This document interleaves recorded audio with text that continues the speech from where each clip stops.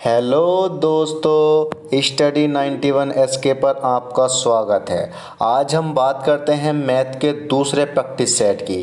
तो दोस्तों, हर रोज़ practice set चलता है। मैथ के इम्पोर्टेंट क्वेश्चन होते हैं जो एक एग्ज़ाम के लिए ज़रूरी हैं। तो दोस्तों, आप हमारे चैनल को सब्सक्राइब कीजिए, लाइक कीजिए और बेल आइकन को ज़रूर दबाएं, जिससे कि हमारे वीडियो का नोटिफिकेशन आप तक पहुंचता रहे और आपको हमारे चैनल से इम्पोर्टेंट क्वेश्चन मिलते रहें। तो दोस्तों, स्टार्ट करते हैं। पहला क्वेश्चन है, 3 वर्ष पूर्व एक परिवार के 5 सदस्यों की औसत आयु 25 वर्ष थी। एक बच्चे के परिवार में शामिल होने पर वर्तमान में परिवार की औसत आयु 27 वर्ष की है। बच्चे की वर्तमान आयु ज्ञात करें। इसमें कुछ नहीं करना दोस्तों, एक सिंपल सवाल है। ऑप्शन है इसके 16 वर्ष, 12 वर्ष, 24 वर्ष और 20 वर्ष। तो हमें क्वेश्चन कैसे करना है। 3 वर्ष पूर्व एक परिवार के 5 सदस्यों की आयु। 3 वर्ष पूर्व की बात करें यानी पहले की बात करें, कितने सदस्य है? 5 सदस्य है। तो हम क्या करेंगे, इनकी टोटल आयु का योग निकालेंगे। टोटल आयु का योग कितना होता है? जब 5 सदस्य हैं, 5 सदस्यों की आयु का कितना औसत दे रखा हुआ? 27 दे रखा हुआ। तो दोस्तों, इनकी औसत आयु का योग कितना निकल गया? इसमें इसकी मल्टीप्लाई कर देते हैं और इनकी टोटल आयु का योग निकल जाए। टोटल आयु का योग कितना आ गया हमारी? इससे इसकी मल्टीप्लाई करो, 5 सत्ते 35 का 5 आ गया और 5 दूनी 10 और 3 कितने हो गए जो हासिल लगे थे? 13। तो दोस्तों 13 हो गए। ये इसकी 3 वर्ष पूर्व है 135। और दोस्तों, अगर जब हम प्रेजेंट में जाते हैं तो 3 है, ये 3 हर व्यक्ति की एक व्यक्ति की आयु 3 वर्ष होगी। तो 5 की कितनी होगी दोस्तों? जब एक की 3 है तो 5 की कितनी होगी? 3 पंजे 15। तो हमारी यहाँ पे कितनी होगी? 15। तो जब हम बात करते हैं 15 3 वर्ष पूर्व की हो गई थी 5 की। अगर हम प्रेजेंट की बात करते हैं तो इसमें जोड़ देंगे। तो जोड़ के हमारा कितना आ गया दोस्तों? 5 और 5 10 और कितना आ गया? 150। ठीक है दोस्तों, 150। सिंपल बात, इतना आ गया समझ में। लेकिन एक बच्चे के परिवार में शामिल होने पहले कितने सदस्य थे? 5। जब एक बच्चा और आ गया तो व्यक्ति कितने हो गए इस परिवार के? 6। तो 6 ही सदस्यों की औसत आयु कितनी दे रखी हुई है? 27। तो फिर वही काम करना, 6 से मल्टीप्लाई। जब 6 से मल्टीप्लाई करेंगे तो कितना आ गया? 6 सत्ते 42 का 2 और 6 दूनी 12, 12 और 4 कितना हो गया हमारे पास? 16। तो दोस्तों 6 की कितनी आ गई? 162। और वर्तमान में 3 वर्ष पूर्व कितनी थी? 135। वर्तमान में कितनी होगी? 150। अभी कितनी है? 162। तो सदस्य कितना बढ़ा? एक बच्चा बढ़ा। तो क्या काम करते? 162 में से उस बच्चे की आयु घटा देंगे जो बचा था। 162 में से 150 गया, कितने बचे दोस्तों? 12। तो उस बच्चे की औसत आयु कितनी वर्ष आ गई? 12 वर्ष। जो हमारा ऑप्शन कौन सा है? दूसरा वाला करेक्ट है। तो उस बच्चे की औसत आयु कितनी है? 12 वर्ष। ठीक है दोस्तों, नेक्स्ट क्वेश्चन। एक लड़का 3 किलोमीटर प्रति घंटा की गति से स्कूल जाता है, 2 किलोमीटर प्रति घंटे की गति से वापस आता है। यदि उसे कुल 5 घंटे लगते हैं तो स्कूल की दूरी कितनी है? टोटल कितने घंटे लग रहे हैं? 5 घंटे। तो दोस्तों, ये क्वेश्चन भी बहुत तरीके से हो जाएगा, मगर सिंपल तरीके से करना कैसे है दोस्तों। एक लड़का कितने स्पीड से जा रहा है? 3 किलोमीटर प्रति घंटे की रफ्तार से, और वापस फिर इधर से जा रहा और वापस कितने से आ रहा? 2 किलोमीटर प्रति रफ्तार से। ठीक है, तो हम क्या काम कर लेंगे, इनका एलसीएम ले लेंगे। एलसीएम इसका कितना आएगा, मतलब इनकी टोटल दूरी, एलसीएम नहीं, इनकी टोटल दूरी जब हम निकालेंगे, टोटल दूरी कितनी आ गई? 3 से कितनी आ गई? 3 दूनी 6 और 2 तिया 6। यानी इसकी जो स्पीड है कार्य क्षमता करने की, जो 3 किलोमीटर प्रति घंटा से स्टार्ट मतलब तेजी गति कर रहा, तो वो कितनी देर में पार कर लेगा? 2 घंटे में। और दूसरा वाला कितने में पार कर लेगा? 3 घंटे में। इन दोनों को यहाँ पे कितने घंटे लग रहे हैं आपस में आसपास, मतलब एक दूसरे के अकॉर्डिंग आने में 5 घंटे, और 5 के बराबर कितने घंटे दे रखे हैं यहाँ पे? कुल 5 घंटे। तो 5 से 5 घट गया, यानी 1 के बराबर कितना आ गया दोस्तों? 1। तो इनकी कार्य क्षमता कितनी हो गई? दोनों को मिला के 1 हो गई। और दूरी कितनी है हमारे पास? 6। तो 6 से इनकी कार्य क्षमता 1 से भाग करेंगे तो बराबर कितना बचेगा दोस्तों? 6। ठीक है, तो हमारा ऑप्शन नंबर कौन सा होगा? पहला वाला। तो कितनी दूरी है? स्कूल की दूरी कितनी है? 6 किलोमीटर। नहीं तो दोस्तों एक काम कर लो, अगर x से तो पहले सवाल करने नहीं, वरना x बटे कितनी किलोमीटर? 3 से दोनों की दूरी मिला लो, x बटे कितना आ गया? 2 आ गया, और बराबर कितने घंटे लग रहे हैं दोस्तों? 5 घंटे। ये वाला इस तरीके से कर लो या उस तरीके से लो, किसी भी तरीके से कर लो, अच्छा है मोस्ट सवाल। नेक्स्ट क्वेश्चन है, एक कैसेट प्लेयर का सूची मूल्य 40% का लाभ देगा। 19% लाभ प्राप्त करने के लिए सूची पर कितनी छूट प्रदान करनी चाहिए? दोस्तों कितना, बिल्कुल सिंपल सवाल है, ज़्यादा कुछ नहीं करना है दोस्तों। एक प्लेयर का सूची मूल्य, मान लो कोई सा भी सूची मूल्य हमने कितना मान लिया, पेन उठा, 100 मान लिया। ठीक है दोस्तों, सिंपल सी बात है। तो हम इसको एंगल बना कर सवाल करते हैं। तो इसको पहले कितना, सब पहले 40% का लाभ, तो 40% का लाभ हो रहा है, तो यहाँ पे कितना हो गया हमारा? 140। कन्फर्म। अब बाद में क्या लाभ देगा? 19% का लाभ प्राप्त करने के लिए, जब दूसरी बार कितना दे रहा? 19% लाभ, तो 19% का कितना हो गया दोस्तों हमारे पास? 119। 119 हो गया। अब क्या काम करते हैं, दूसरी बार लाभ 19% का था, तो सूची मूल्य कितनी छूट प्रदान करनी चाहिए सूची मूल्य को? तो पहले कितना था? 140, बाद में कितना हो गया? 119। तो पहले से कितना कम हो गया दोस्तों ये वाला? अब आप घटा के देख लो पहले से कितना कम हो गया। ये है 140, ये 119, यहाँ पर कितना गया? माइनस कितना कर दिया? 119 है, तो 10 में से 9 का कितना बचा? 1 बचा दोस्तों। और यहाँ पे कितना बचा?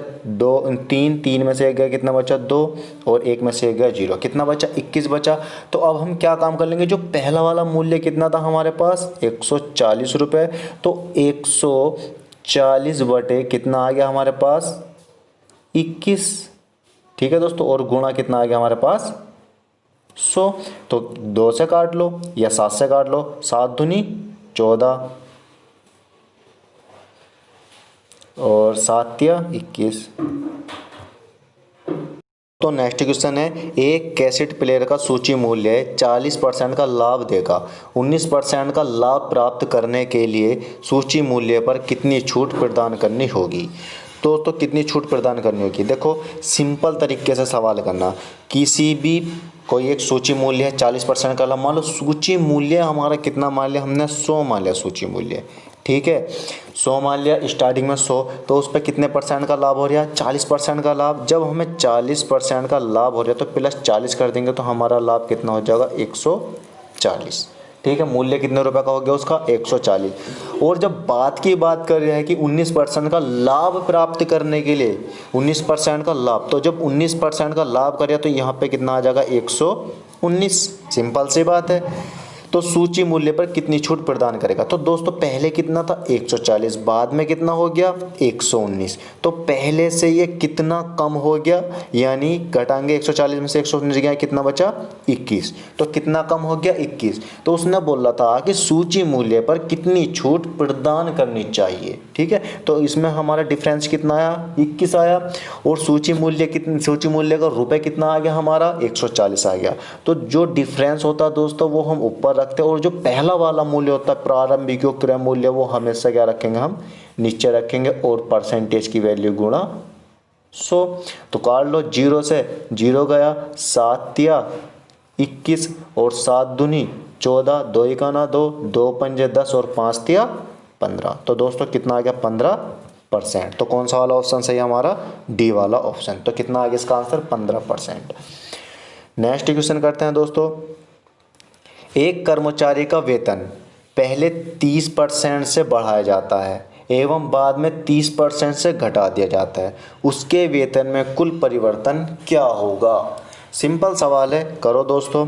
देखो एक कर्मचारी का वेतन पहले 30% बढ़ाया, तो पहले 30% बढ़ाया तो कितना कर दिया हमने? 30 कर दिया। ठीक है, और फिर उसके बाद में 30% घटा दिया जाता है, तो इसी में से क्या काम कर देंगे, 30% घटा देंगे दोस्तों। और जब 30% घटाया तो प्लस पहले 30 था, फिर क्या कर देंगे, इसकी मल्टीप्लाई कर देंगे, 30 बटे कितना आ गया हमारे पास दोस्तों, 100 आ गया। एक जीरो से ये वाला जीरो कट गया, इस वाले जीरो से ये वाला जीरो कट गया। तो दोस्तों जो माइनस का था, क्योंकि माइनस एक बार घटा गया था, तो 30 में से 30 गया, कितना बचा दोस्तों, जीरो बचा। ठीक है, यहाँ पे तो जीरो बचा और प्लस 3 था, कितना हो गया, माइनस के 9। तो दोस्तों कितने की कमी आ गई, माइनस के 9 की, यानी 9% घटती है। तो दोस्तों 9% सिंपल, एक सिंपल तरीका और है उसका, कुछ नहीं करना, माइंड की बात है।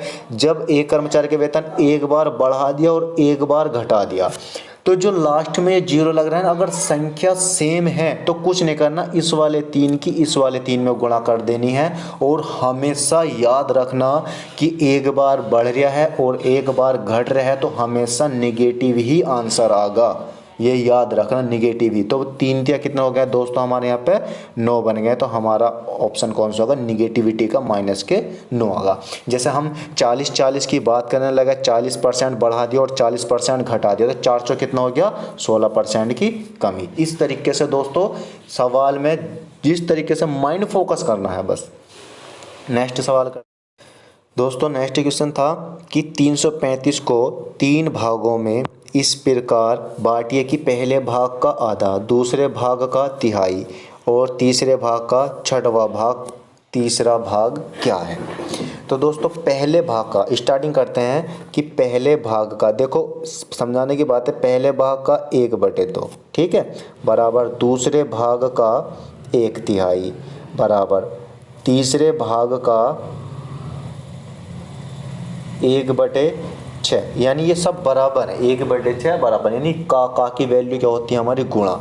तो दोस्तों कहने का मतलब यह है कि अगर मैं 1/2 लिख दूं या 1/2 लिख दूं, तो बात तो वही है, 1/2 या 1/2, ठीक है ना। तो पहले वाले भाग का जो बटे में 2 आ रहा है, तो उसी का मान ही बटे वाला जो होता है ना, वो ही उसी संख्या का मान होता है।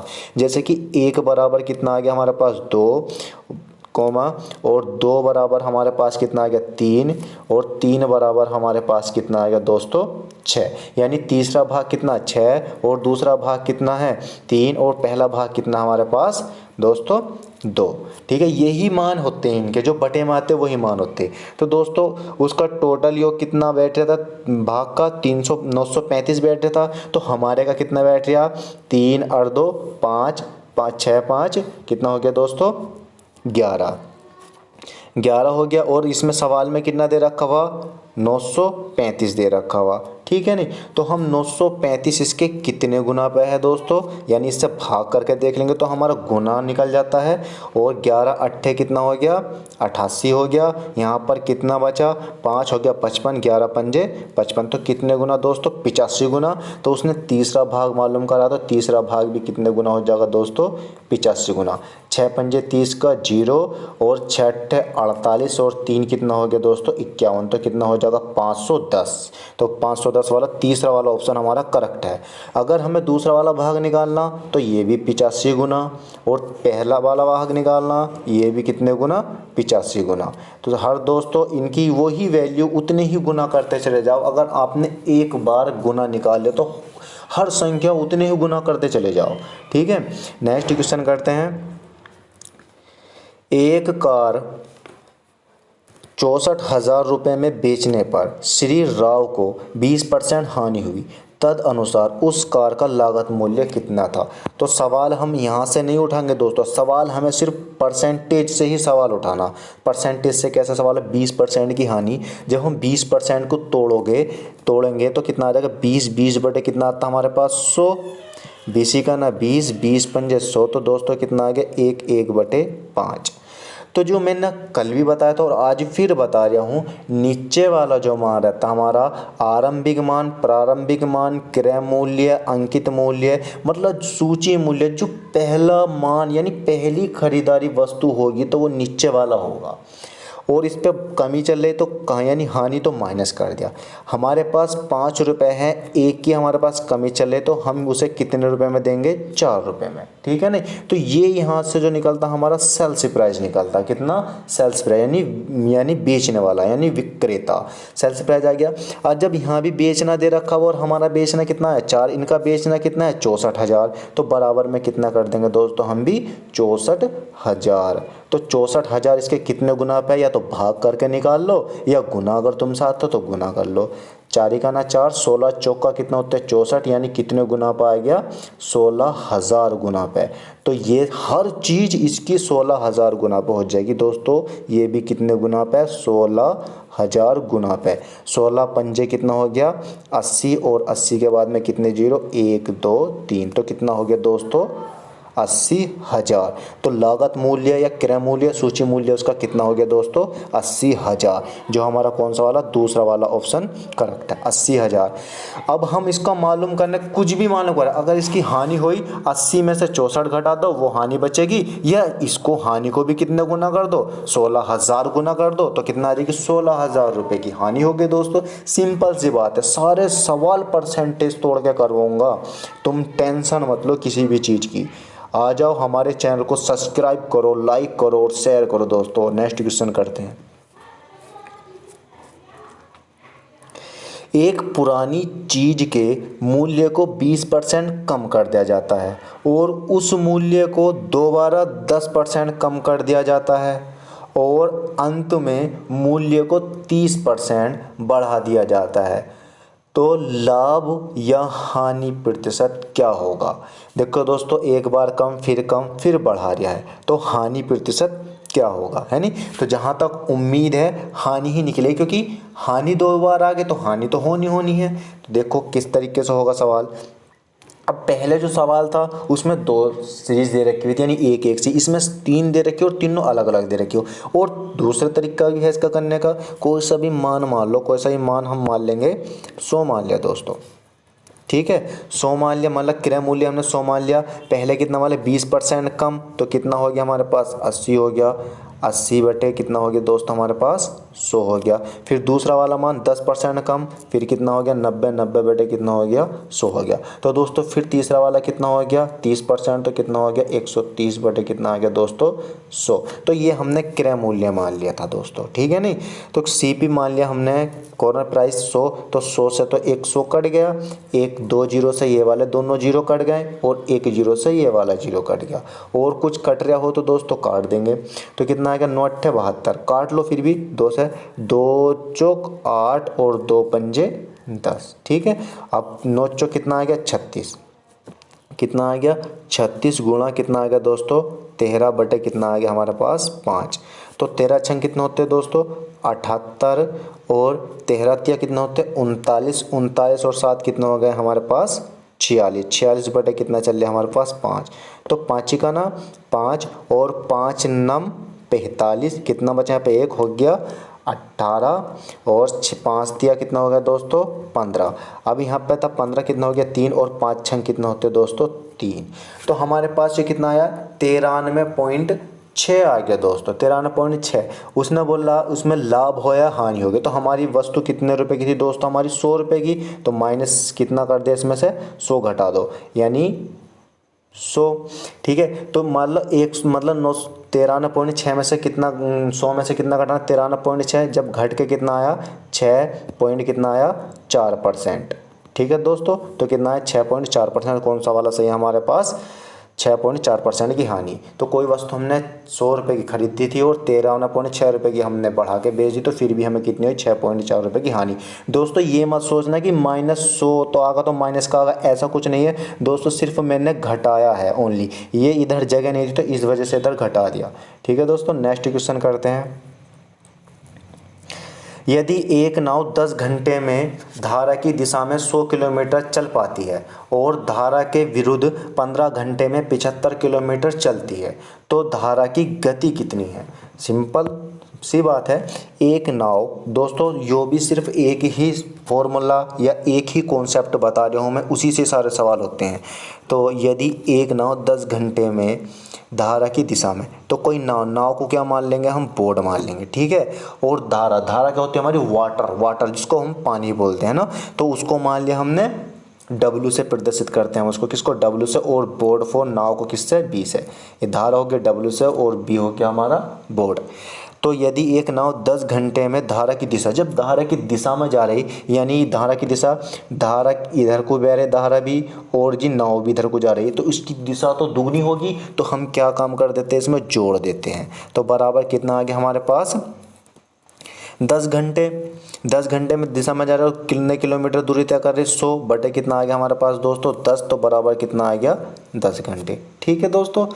अब हमारे पास और धारा के विरुद्ध 15 घंटे में 75 किलोमीटर। तो बोर्ड तो थी हमारे पास, धारा के विरुद्ध जा रही है। विरुद्ध का मतलब वापस आ रहे हैं, एक नाव इधर को जा रही है, एक इधर को आ रहे, धारा इधर को, नाव इधर को, तो उनकी चाल क्या होती है, हमेशा घटती है।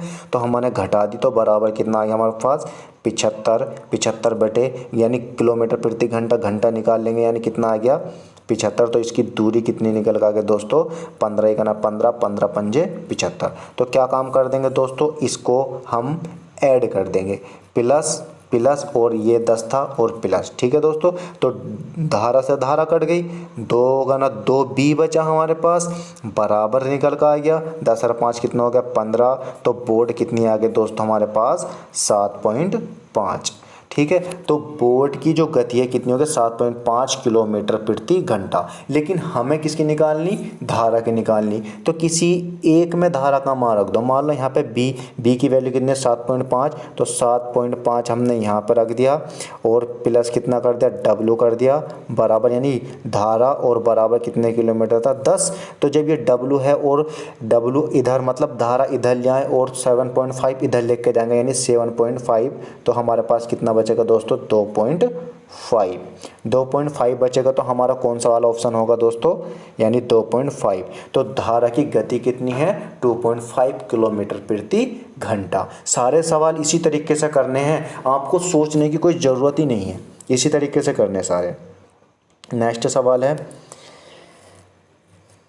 पहले 10 सम संख्या का औसत क्या होगा, यानी पहले या प्रथम 10 सम संख्याओं का औसत क्या होगा।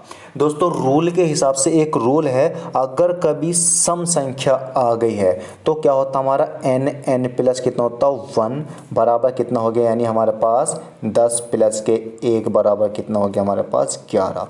तो हमारे 10 संख्या का औसत कितना हो जाएगा दोस्तों, हमारे पास 10 संख्या का औसत 11। अगर कभी विषम संख्या आई, विषम जैसे कि क्या मालूम कर लिया कि 10 विषम संख्या का योग क्या होगा, या किसी भी संख्या का, तो जो संख्या उस सवाल के अंदर रहती ना, जैसा 10 है, 10 विषम का पूछा तो 10 ही हमारा आंसर होगा। एनी टाइम किसी भी वक्त 10 होगा। अगर हमारा सम का पूछ लिया तो +1 कर देना है और कुछ नहीं करना। जैसे 11 आ गया और विषम का मालूम करने लगे 10 आ गया, या किसी भी और संख्या का मालूम करने लगे, तो जैसे 50 सम संख्या होगा तो 51 आ गया, 50 सम संख्या होगा तो +1 कर दिया, बराबर 51 आ गया। अगर 50 विषम का मानेंगे तो 50 ही हमारा आंसर होगा। मुझे आशा है कि ये आपकी समझ में आ गया होगा। नेक्स्ट क्वेश्चन है, एक मिश्रण में दूध और पानी का अनुपात, देखो दूध और पानी का अनुपात 3:2 है। यदि मिश्रण में दूध पानी से 3 लीटर अधिक है तो मिश्रण में दूध की मात्रा कितनी होगी, है ना। कुछ लोग करते सवाल को इधर से घुमा, कुछ नहीं करना, सवाल में मिश्रण है, कोई मिश्रण दे रखा हुआ, ये वाला मिश्रण किसका दे रखा हुआ, मिल्क का और वाटर का। इसका अनुपात कितना दे रखा हुआ, 3:2 दे रखा हुआ। कन्फर्म दोस्तों। अब हमारे पास जो दूध पानी से, यानी दूध पानी से 3 लीटर अधिक है, तो कुछ मत सोचो सवाल में, बस ये सोचना कि हमारा मिल्क जो है वो वाटर से कितना, यहाँ पे कितना अधिक हो रहा है, 1 अधिक हो रहा है, मगर सवाल में कितना दे रखा हुआ, 3 अधिक। तो कितने गुना पे दे रखा हुआ, 3 ही का ना, 3 गुना पे। तो इसकी हर चीज़ 3 गुना पे कर दो। मिल्क भी कितने गुना पे, 3 गुना पे, और वाटर भी कितने गुना पे, 3 गुना पे। 3 तिया कितना आ गया, 9 आ गया, और 3 दूनी कितना आ गया दोस्तों, 6 आ गया। तो उसने क्या बोला, तो मिश्रण में दूध की मात्रा कितनी होगी दोस्तों? 9 लीटर। तो मिश्रण में दूध की मात्रा कितनी होगी? 9 लीटर। और पानी की कितनी होगी हमारे पास दोस्तों? 6 लीटर। ठीक है, नेक्स्ट क्वेश्चन करते हैं। ए बी से 2 गुना बेहतर श्रमिक है और किसी काम को बी से 14 दिन पहले ख़त्म करता है, तो ए अकेला उसी काम को कितने दिन में ख़त्म करेगा? तो दोस्तों ये भी आराम के साथ सवाल करना, सिंपल सवाल है, सिंपल तरीके से ही बताऊंगा दोस्तों, चाहे कितना भी कठिन सवाल होगा सिंपल तरीके से। ए बी से 2 गुना बेहतर श्रमिक है, मान लो यहाँ पे ए है, ये हमारे पास कितना आ गया? बी आ गया। ठीक है दोस्तों, ए बी से 2 गुना श्रमिक है, बेहतर श्रमिक यानी अच्छा काम करता है, तो 2 गुना कौन काम कर रहा? ए और बी कितना काम कर रहा है हमारे पास? 1। सिंपल बात है। किसी काम को बी से 14 दिन पहले ख़त्म करता है, 14 दिन पहले ख़त्म करता है, तो दोस्तों अभी ये काम ही तो कर रहे हैं, इसकी कार्य क्षमता कितनी होगी? तो कार्य क्षमता हम इस तरीके से निकाल लेंगे। जब कार्य क्षमता निकाल लेंगे तो इनका एलसीएम ले लेंगे, एलसीएम हमें बीच में रखना, तो इसका एलसीएम कितना आ गया? 2, 2 का ना 2, और बी का मान कितना आ गया? 1 दूनी 2। ठीक है दोस्तों, तो ए की कार्य क्षमता कितने आ गए? 1, बी की कार्य क्षमता कितने आ गए दोस्तों हमारे पास? 2, है नहीं। और सवाल के अकॉर्डिंग ही चलेंगे, अगर और कुछ पूछता तो इसी से हो जाता सवाल, मगर सवाल में क्या मालूम करा? बी से 14 दिन पहले ख़त्म कर देता है, तो यो यहाँ से इससे कितने दिन पहले ख़त्म कर दिया? 1 दिन पहले। तो 1 के बराबर कितना दे रखा हुआ? 14। तो कितने गुना पे दोस्तों? 14 गुना पे। तो इसकी हर चीज़ कितने गुना पे कर लो? 14 गुना पे कर लो। तो कितना आ गया दोस्तों हमारे पास? ये भी ए की वैल्यू भी कितने गुना पे? 14 गुना पे। बी की वैल्यू भी कितने गुना पे? 14 गुना पे। तो 14 का ना कितना आ गया दोस्तों? 14, और 14 दूनी कितना आ गया दोस्तों? 28। तो क्या मालूम करा था उसने कि ए अकेला उस काम को कितने दिन में ख़त्म करेगा? 14 दिन में। ठीक है दोस्तों, 14 दिन में ख़त्म करेगा। 21 दिन, 28 दिन नीचे है ऑप्शन, और कितने दिन में? 14 दिन में वो ख़त्म कर देगा। ठीक है, ये एरिया हमारा कौन सा ऑप्शन आ गया? यानी 14 दिन में। तो दोस्तों मुझे आशा है कि आपकी समझ में ये वीडियो पूरा आ गया होगा, और यहाँ हमारे चैनल को सब्सक्राइब भी कीजिए और लाइक का बटन ज़रूर दबाइए दोस्तों।